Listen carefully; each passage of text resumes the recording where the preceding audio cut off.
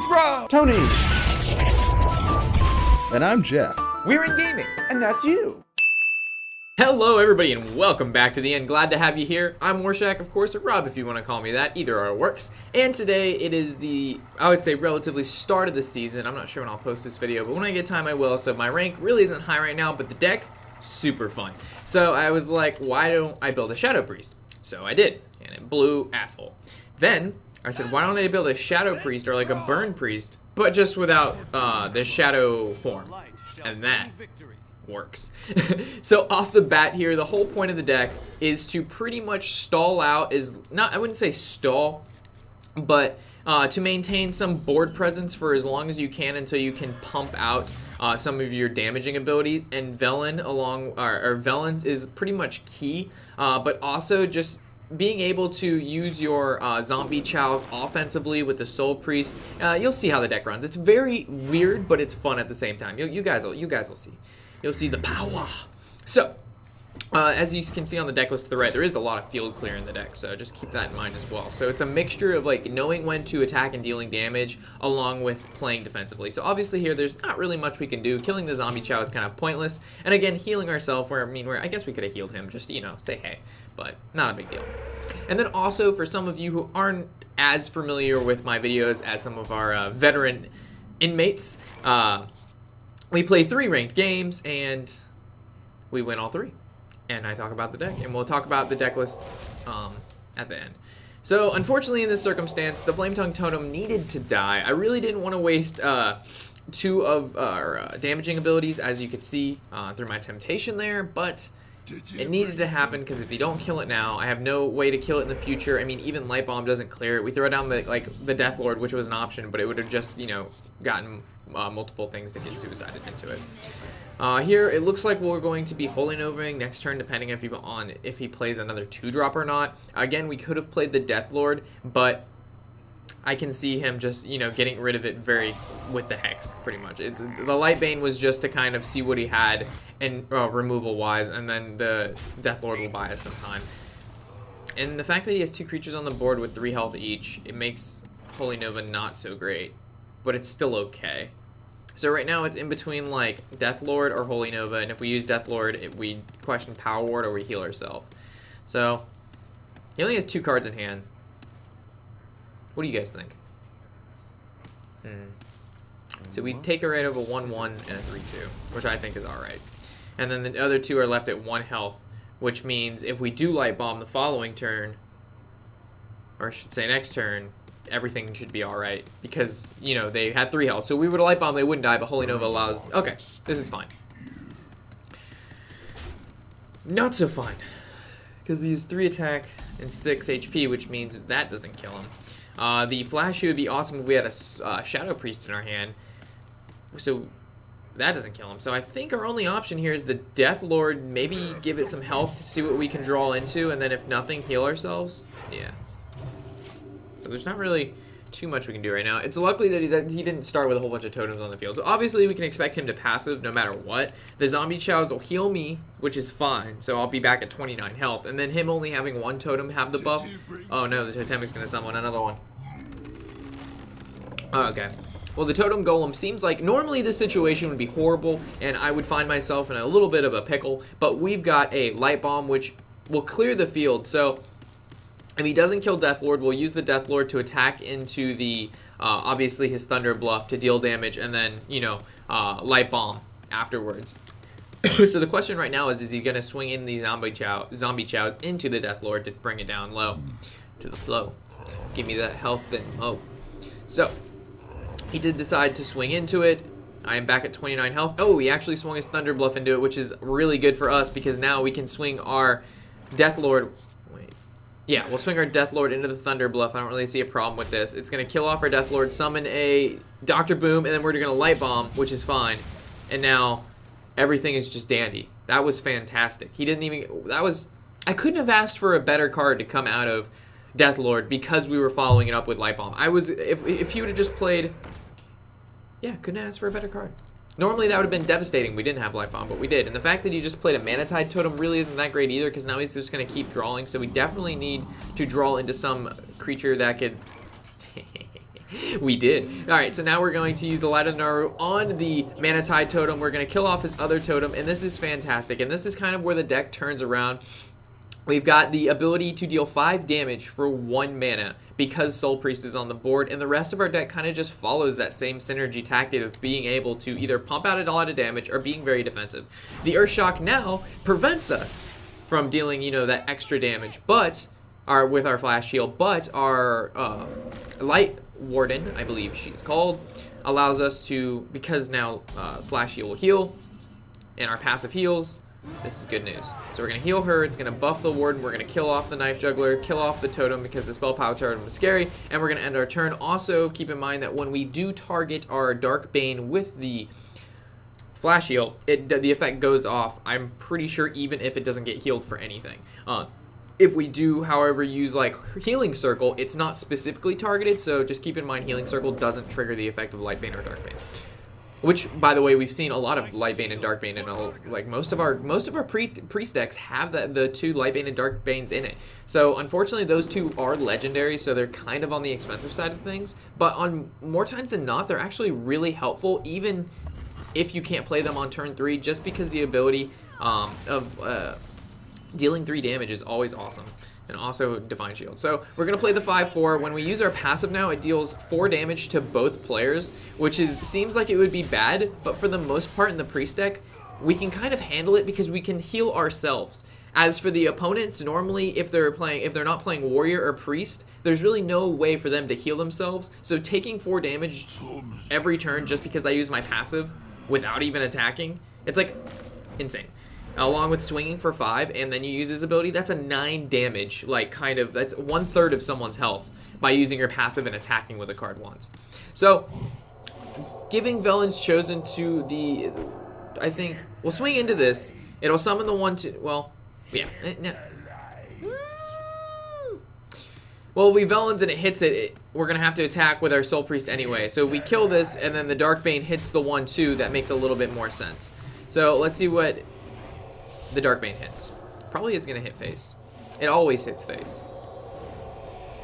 Alright, so killed the 1/2, which is nice. Now we can swing directly with our Dark Bane. We're going to heal everything up just in case, you know, he has the Chain Lightning. And it's not called Chain Lightning. I call it Chain Lightning. It's actually called Lightning Storm. But when I say Chain Lightning, you know what I mean now. Okay, so he's going to Healing Wave. Hopefully this heals for 7 and not 14. Yeah, buddy. We've gotten pretty lucky. Normally I always lose those jousts. And the Velen is, I'm pretty sure, the biggest card in the deck, so it's kind of unfortunate he pulled that. So he's going to heal for 7, and he's going to kill, or attempt to kill, the Dark Bane, which he's not going to be able to. So from here, we now have the Soul Priest out, so we can actually Flash Heal. Let's heal that first, and then it's going to obviously deal 4 to each.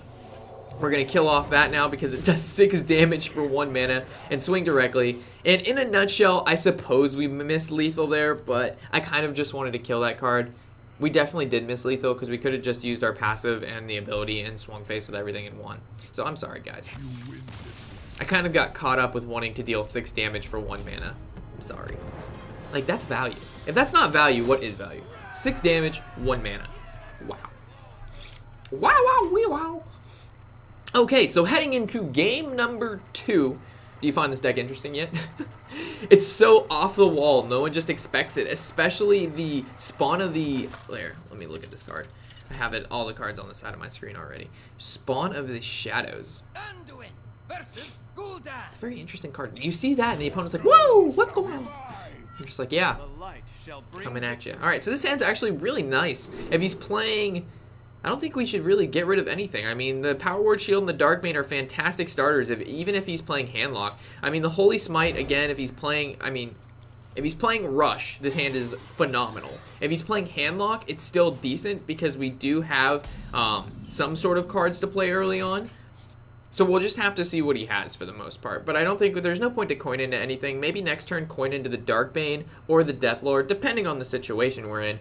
If he plays Knife Juggler off the start, we obviously have the 1-drop deal 2 damage, the Holy Smite. So I think we're in a pretty good position if he's playing Rush. If he's playing Handlock, which he passived off the bat, which kind of tells me, unless he drew a really bad hand as one of the Zoolock players. So, yeah, we could just coin into the Dark Bane or the Death Lord. I think the Dark Bane is a little bit better right now, just because he hasn't played any cards for the the Death Lord to soak up, and the fact that he used his passive tells me he's playing Handlock, and I don't want him bringing out any 8/8s this early without us having Shadow Ward Death and or Light Bomb. So definitely having the 3/4 on the field is quite aggressive. Him tapping twice confirms he is definitely playing Handlock now. So it's two things when you play Handlock. You gotta out control the Handlock, or you just rush him down, and we're gonna rush him down as fast as possible. So we brought a 5/8 on turn 3 that dealt 3 damage to him directly, and we swung for 5, which is an 8 damage swing, which is pretty nice for turn 3. So he's going to throw out his first Mountain Giant. So Shadow Ward Death, come baby. Not Shadow Ward Death, but it's not that big of a deal because we can actually Velens again, but he could Iron Beak Owl, but that's just that's a potential we have to take, or we could play Death Lord, give it Power Ward Shield, but I don't think we need to do that. We just need to go face. So we're going to swing for 7 to the face, or we can kill off the Giant. Ooh, Popeye. We could actually kill off the Giant, and we wouldn't have to worry about it, and we'd still be at 4 health. Or we could swing face, and he's at, 8 health, but I think killing the Giant's a little bit more devastating here. Just because Dark Bomb doesn't kill our card, Hellfire doesn't kill our card. He's going to have to either play another creature, and then depending on the creature, we're going to play Death Lord, because if it's a Twilight Drake, we can soak that damage. So there's the Dark Bomb. So I guess if he has a Mortal Coil, which he fucking does, gee willikers. We should have gone face. We should have gone face. This was my bad, boys. Rip in the fucking chat. Okay, so we're going to throw out our... Death Lord's fine. Give it some health. See what we got. We got the Soul Priest, which is good. So yeah, so the Soul Priest can come out, and then we can Light of the Naru, and then we also have Mind Blast. So we have potentially, if we use, how much mana is that? That's 6, 7, 8, 9 mana that combo is going to take. So we're actually probably going to have to use Mind Blast before, and then that would be a 6 mana combo to deal 5 additional damage directly with the Soul Priest. So he's going to give his Giant Taunts, which is a potential problem, but we're actually going to throw down the 4-drop. Oh, we have the 1-drop too. To deal 5 damage. We actually can deal 8 damage right now going face, but I think just using our Spawn of Shadows and then healing ourselves in ending turn to deal 4 to each, then he's at 9. The next turn we can push lethal, depending on what we draw.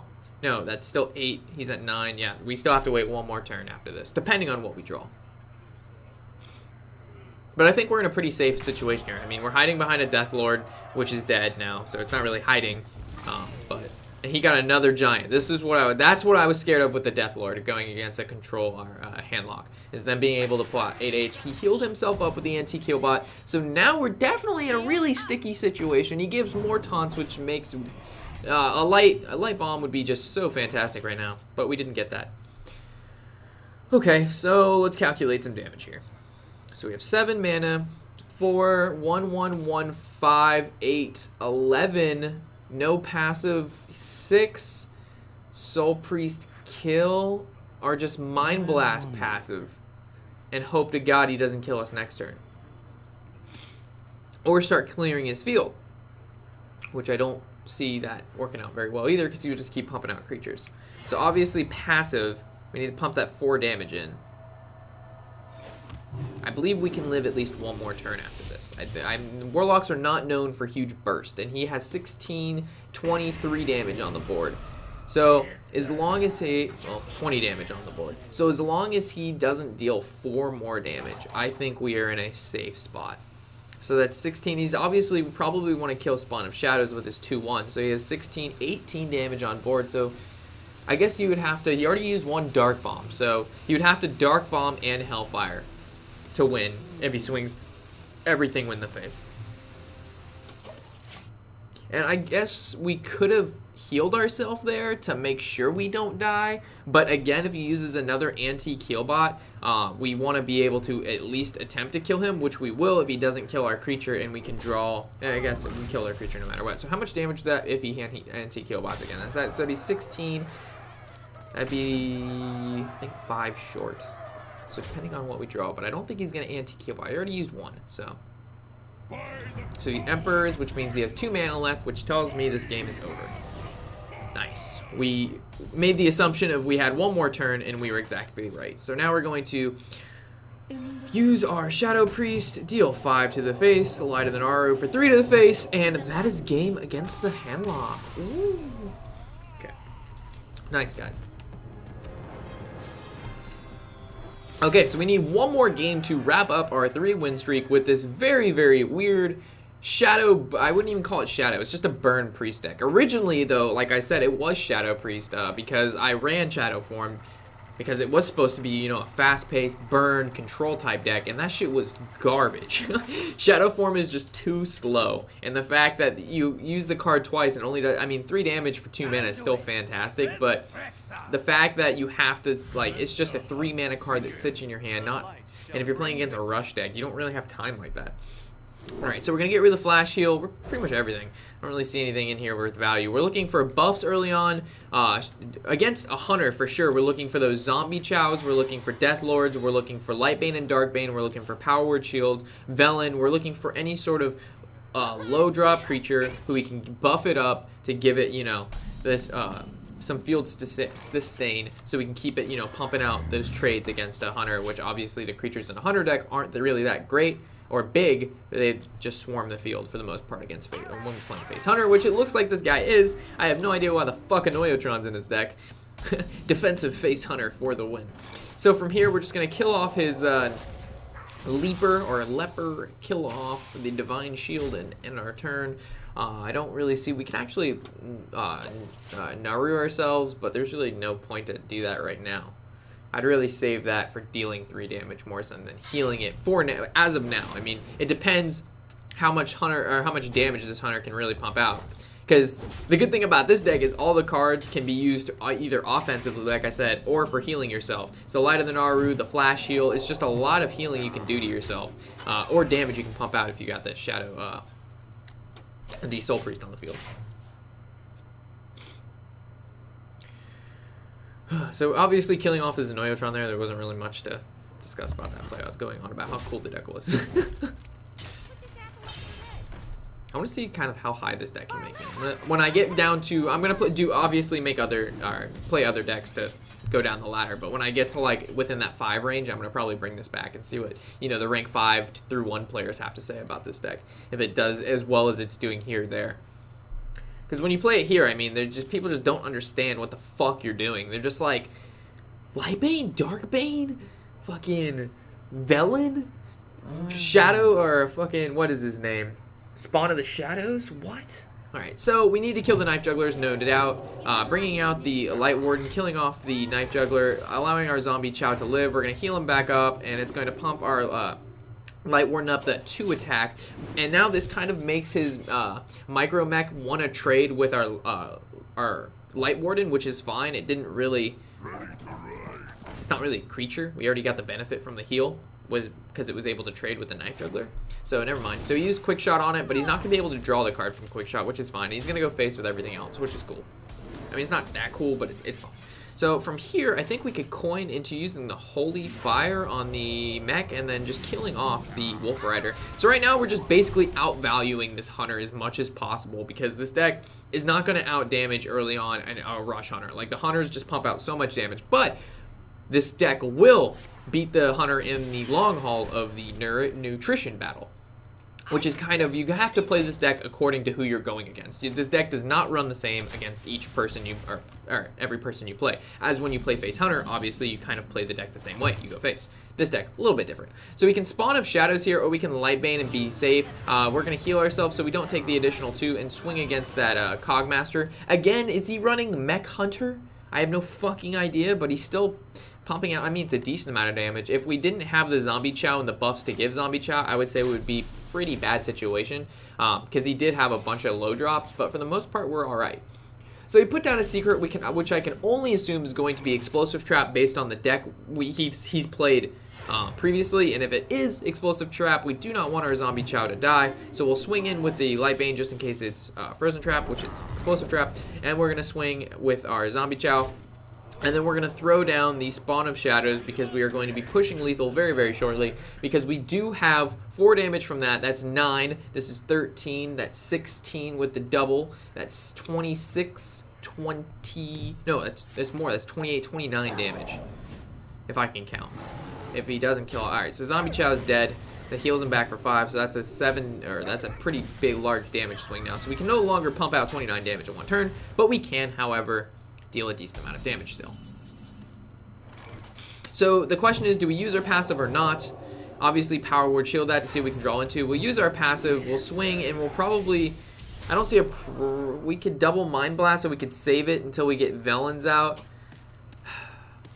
Instead of passiving, we probably should have just played Velens. But we'll just want double Mind Blast just to push lethal next turn. It'd be kind of stupid not to. It was either play Velens then and then push lethal next turn, or heal our guy up and still push lethal next turn.